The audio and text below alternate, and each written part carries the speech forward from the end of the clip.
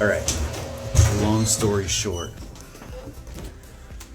I've had a bottle of fart spray burning a hole in my pocket for months.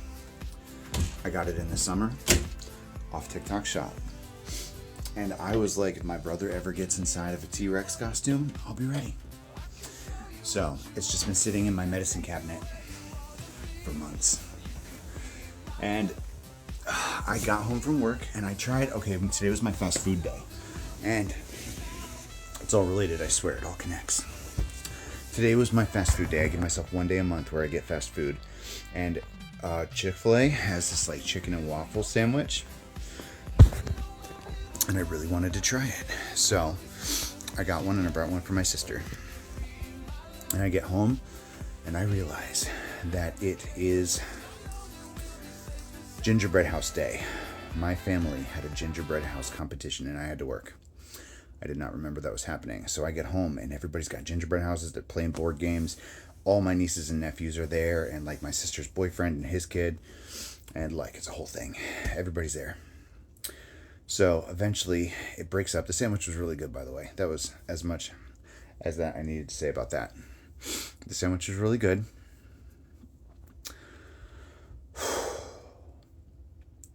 And we ended up like splitting off. The kids were spending the night. They were spending the night over at my sister's side, not our side. So the boys break out the Nerf guns. And they set up this like alligator head that like came with a Hot Wheels set. It has like an open mouth, and if you shoot it just right, then the mouth closes. So they're about to start shooting Nerf guns, and my sister's about to leave. She's like, "Good night, I love you all." And I'm like, "Tell your kids, tell your children that I don't play, and if they Nerf gun me, it's gonna get ugly." And so naturally, the first thing the kids do are like, "What are you gonna do? What are you gonna do if we Nerf gun you?" So I'm talking about like smearing peanut butter and like the beginnings of war, and like I'm talking about like S tier level pranks, toothpaste, peanut butter. Like I don't know what I'll do. Glitter bombs, anything could happen. Crazy Uncle Dragonfly over here is not not played around. So my sister's like, "Kids, he's gonna destroy you. Don't do it. Don't poke the bear. Just don't do it." And so she gives them one good warning before she's like, "All right, good night, everybody." And she's gone. And so the kids are like, and they start shooting at this crocodile head. And I'm like sitting there, standing perfectly still. These Nerf bullets are dodging me or missing me by like inches. And I'm like, "All right, you guys are asking for it. You're tempting fate." And so is not actually related to me. This is the one out of my nieces and nephews that isn't biologically related to me. It's my sister's boyfriend's kid, but he's practically family. That she raised him since he was 10, or since he was 1. He's like 10 or 11 now, maybe 12. Anyway, so he catches like an alligator tooth, and the Nerf ricochets, spins through the air, and like taps me on the shin. I'm like, "That's it. You asked for it." And so I get up and they start running. And I got this bottle of fart spray out of my medicine cabinet. I wasn't even thinking about that.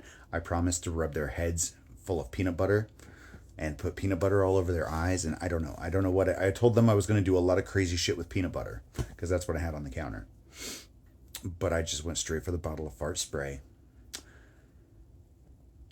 And I locked my non-biological related nephew in the bathroom, or rather he ran in there for cover, and I fart sprayed under the door, and I just kept going.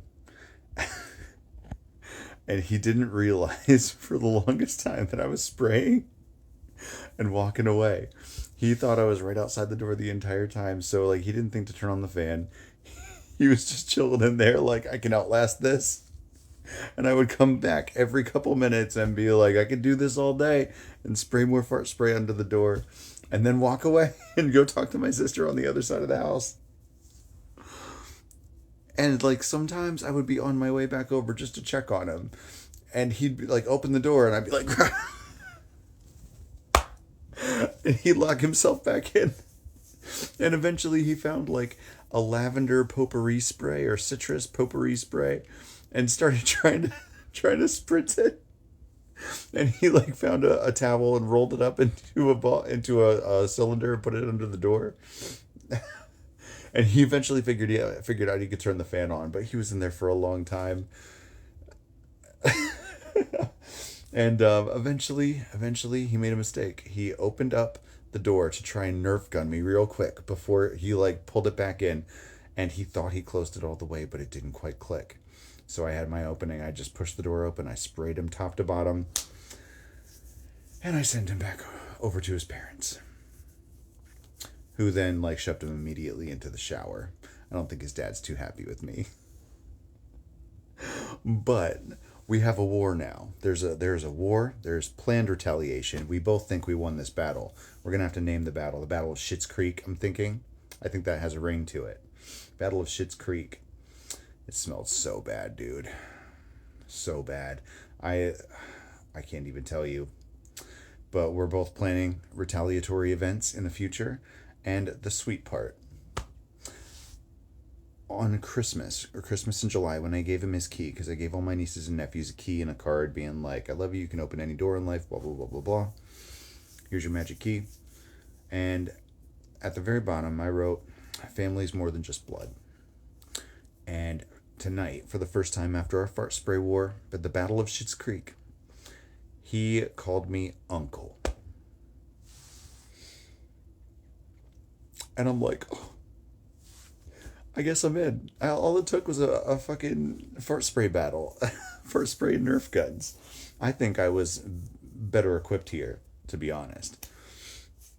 But I have established myself as crazy Uncle Dragonfly, who will take it to the extreme. I will climb that hill and die on it. And it will be a kamikaze mission because my bathroom smells so bad. I took white vinegar spray. I mixed white vinegar with water and spritzed it all in the air and tried to like Clorox all the surfaces. And I cleaned my bathroom really well, and it's still taking a minute to air out. My older sister's not going to love that. But I hope by tomorrow morning it's better. And the cool part,